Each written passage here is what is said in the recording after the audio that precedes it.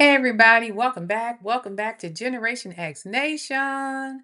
First things first, as always, thank you to all of my new subscribers.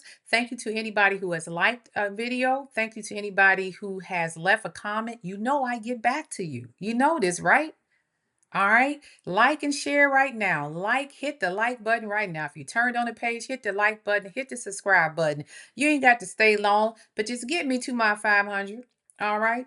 Now, with that being said, this is a hot topics. You guys know I don't do a lot of hot topics because people be getting sued on these YouTube streets about saying the wrong stuff. So I don't do a lot of hot topics, but hey, when I logged on to YouTube this morning, I seen the whole blow up with Funky Dineva and the Tamar Braxton. Allegedly, everything on my channel is alleged, in my opinion, and for entertainment purposes only. Alleged.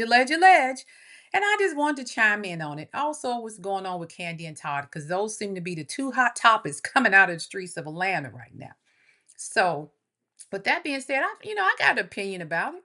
Here's some notes. I've been watching Tamar and the rest of them, and I watch Funky Dineva. I've been watching Funky Dineva since he was wearing them wigs back at Chateau Charest. Okay. So I've been following him for years. Okay. And for the most part, he's been very honest and truthful in everything that he says. So I have absolutely no reason not to believe what he said about Tamar not to be true. But we'll get into it. First, let's just talk about Tamar real quick. First of all, as you guys know, I have my issues back and forth with Tamar, but I did defend her during my review of the Braxtons because I felt Tawanda was treating her sister pretty bad. I know Tamar's a spoiled brat. I know Tamar is a handful, but I'm like, Tawanda, that's your sister. You didn't even invite her to your wedding. But now I'm kind of understanding the dynamics of Tamar and why her sisters don't even mess with her. So let's get into it. All right. First thing, I'm gonna bring out maybe an unpopular opinion, but Miss Evelyn. See, Miss Evelyn raised those five girls to be their own best friends. So when they get out here in the real world, they had to make best friends with other people outside of their sister circle. And then all of them seem to have done that in such a way, except for Tamar. Tamar don't know how to be a good friend to nobody. Think about it. Tawanda accused her of sleeping with Tony's man. We seen her with Birdman and Tony. Allegedly, she dated Birdman before Tony. She supposedly, allegedly messed with Jermaine Dupri's father's Jermaine Dupri's daddy and his wife or whoever caught her coming off an elevator. Allegedly. I ain't trying to get sued. So she's always been a little suspect when it comes to messing around with other people's men. I'll just say that. All right. So going fast forward, where we at today with Tamar in the present form. Tamar don't keep any girlfriends. She don't mess with Kandi. She don't mess with Tiny. She don't mess with Toy. That whole little girl group down there in Atlanta. We see them all over Instagram and the blogs. They all hang out together. The young lady that used to be married to Neo, I forgot her name. They all hung out together. And you see them down there now celebrating birthdays and parties and kids' birthdays and all of that. And they intersect with each other. Love and hip hop, hanging out with Married to Medicine, hanging out with the Real Housewives of Atlanta. All those girls hang and run in these same circles. I see Dr. Heavenly with Kandi. I see Quad with Yandy. They all hang out, but you don't see Tamar in them circles. That should tell you something. I see her sisters in circles that I never see Tamar in. That should tell you something. So for Funky to say what he said about Tamar, I absolutely believe it because she has no loyalty to her sisters, man. Why is she having loyalty to Yandy's man? I'm just saying, maybe Yandy knew a little bit because the cheating thing did come up on Love and Hip Hop this season, and maybe she kind of thought or suspected that it was Tamar, but because they are two big, stars or personalities or in Atlanta, she probably didn't want to drop the dime on Tamar just yet unless she had some good evidence. But there was a blogger a couple months ago, last name K, allegedly. I'm just gonna say K was alluding to I'm sorry, was alluding to these things going on. And people thought, oh, she just talking crap because everybody kind of gives her, crap. And she has been sued several times. So you get a 50-50 whether you believe her or not. But Funky, I believe in 100%. because he hung around her. He worked with her on Dish Nation. And I remember allegedly, if I'm not mistaken, one of the other co-hosts on Dish Nation, who happens to be a rapper, kind of said or confirmed a story about her coming off an elevator and almost getting jumped by somebody for messing with Jermaine Dupri's daddy, allegedly. All right. So where we at today? Funky gets pissed off because Tamar goes yet on another blog telling that same story about she woke up in a pool of blood. She don't know what happened, reliving it again. Now he had to sit through all the BS through that story where people was attacking him, blaming him, calling him all kind of names, threatening him and all that other stuff. And she did not come out here one time and defend him at all. Never defended that man. And when he finally came out and said, hey, I'm done with it. This story should have been shut down. I'm done with it. I'm going to tell what happened that night. You talking about you threw him a birthday party? He said, absolutely not. She begged me to come out. I didn't want to come out. You was using him to be your cover story in case somebody ran into y'all or in case somebody assumed you and Mendeecees had something going on. You would have had him there to say, oh, we were just all at the same party. You were using that man. Once again, you don't know how to be a good friend. You were using him. And that's why he was begging him to come out and then follow you guys from one place to the next place to the next place. I get it. And then when she said, follow me home, and he said, no, I ain't going up there. You got them two dudes going up there with you. Y'all go ahead and do what you got to do. He said he was never uncomfortable. He was never comfortable with your relationship, even though you said it was business. So every time you hooked up with Mendeecees, you was calling him out, and then Mendeecees is having to pop up all the time, just like he said. We we we ain't new to this. We true to this. That little game you running, we done seen this before. You was using this man and your friendship with him as a cover story for you and Mendeecees to move around. He said he seen y'all in the car all hugged up and kissing. He done told everything. Ain't no even sense in coming out trying to retract it. Let it go. It done already got as far as it's gonna go.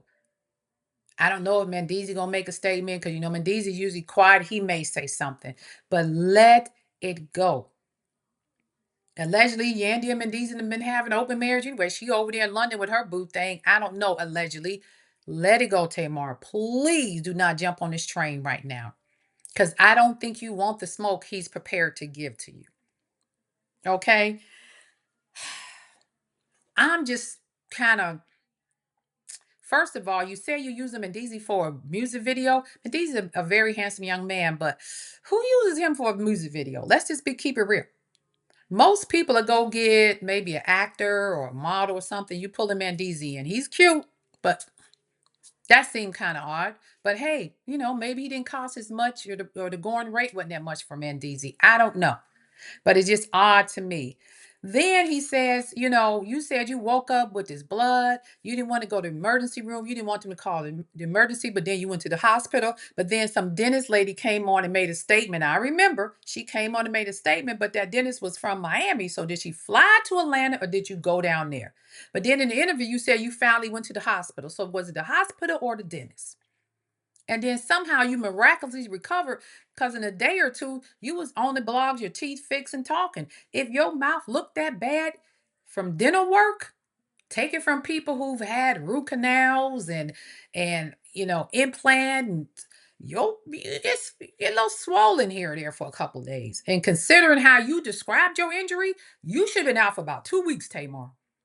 At least 2 weeks. I ain't saying you not telling the truth. I'm just saying the math ain't math. All right. And with that being said, I'm just going to say this. Funky Dineva is a person I've followed since he started. I don't watch every video all the time, but I've been following him. I catch him when I can. And he seemed to be a very truthful person.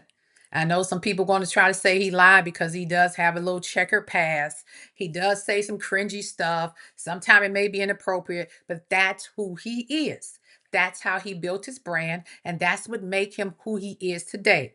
He is a brand. He's a corporation. He's an enterprise. He is his own entity, his own business. And when you get on these YouTube streets and these social media streets and everywhere else, lying on that man's name, especially using as, insinuating as though he abused you or harmed you or put his hands on you, you are screwing possible opportunities that can come to him. You could cause him to lose money, opportunities, different types of deals. So you should never do that. And never once did you come back and apologize and say it wasn't him. He had nothing to do with it. You let the story go and you let him take the freaking heat. And I don't blame him. And I'm saying this right now. The way he talked in that video last night, this is the end of y'all friendship. And I completely understand why. Miss E, come get your daughter. She claims she in therapy, but she might want to get a refund because they haven't taught her much at all as far as loyalty to a friend. That's just my take on it. And I'm going to leave it at that. Everybody else done got there. I'm sure you can go to a million other bloggers and they'll give you a different point of view. That's my point of view. Tamar is not to be trusted. She's not your friend. She's not a secret keeper. Hey, Funky Don, he was a secret keeper. I'm going to tell you that right now. He probably know a lot more about a lot of people that he never reports on. And he kept that secret on you for a long time until you screwed him over.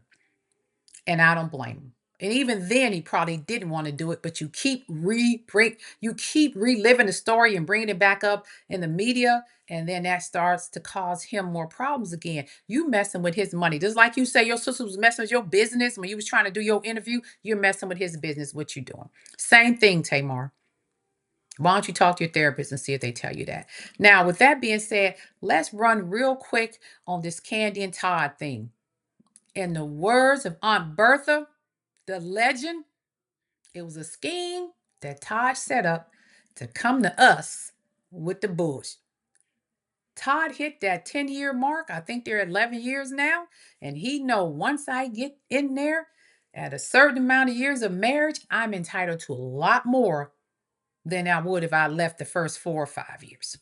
Let's just keep it a buck. Todd want alimony, custody of the children, decision making for the kids. He want the prenup challenge. And I'm gonna tell you something about this prenup. And I love Kandi. Kandi is smart as she want to be. But the prenup challenge is a 50-50 chance he may get may look at it. And the reason I'm saying that is because it was televised. And he said he did it in duress. You bring me a prenup an hour before I walk down the hall could be considered duress. Now, we know these shows are edited. Todd could have signed that prenup 2 weeks prior or a month prior. We won't know till the court case take place. But if he actually did sign it right before walking down the aisle without his own lawyer looking at it, they may lose that case. Allegedly, allegedly, allegedly. I'm just going off of what was shown on the TV screen. But if he didn't, Todd, you're gonna lose a prenup case. If you actually signed it couple weeks ahead of time and just did that for the show, then you're probably not gonna win the prenup. But if it actually happened the way y'all portrayed it on the show, he could possibly win. Todd wants to be a kept man right now. Todd say, I'm out of here. I'm getting my alimony. If I get the kids, I may get child support and I get to challenge the prenup. He played the long game. So it definitely was a scheme. Todd fooled all of us. But Kandi's smart. She's well liked in Georgia. And I understand, that has nothing to do with what goes on in courtrooms, what's according to law. But I don't think you're going to get everything you want to get out of Kandi, Todd. But I will say Todd did play. And the scheme was, soon as Kandi got the position to be in this play and he knew she would be out of town for a few months and he had to take care of the kids, he wouldn't have filed for full custody. Ain't that some shit? Kandi, he may have one up you just on that little part right there. And I don't know who Todd was talking to, but somebody was telling him to do that. I'm gonna tell you, these men out here, they getting as good as these women. They trying to play these games right back at them. That's all I'm saying. They are trying to play these games right back at them. All right. I think Kandi and Todd divorce should have been amicable, but it seemed like to me Todd wants to take it there and it might get ugly. I hope that's not the case. So, Kandi, all I can say is please, please be careful out here. All right. Make sure you watch what you got going on. Make sure you keep an eye on Todd, keep some spies on Todd. And last but not least, just my humble opinion, I believe this is the reason that Kandi walked away from the Real Housewives of Atlanta, because she knew her and Todd was probably going to be having some problems and possibly heading to divorce. And I don't think Kandi wanted that televised. Just my opinion. And with that being said, this is Generation X Nation. I'm gonna get y'all out of here. Like always, I don't do a lot of hot topics, but God, I had to talk about this one because I just kept seeing too much of it. And I hope you guys enjoyed it. Just a different take from what everybody else is saying. But there's a million videos y'all can go look at. There's a million channels y'all can go look at. I'm just happy you took the time to listen to me today. Leave a comment if you like what I said or if you disagree with what I said. Everybody has a right to their opinion. And with that being said, you guys go have a great rest of your day. Peace, and I'm out.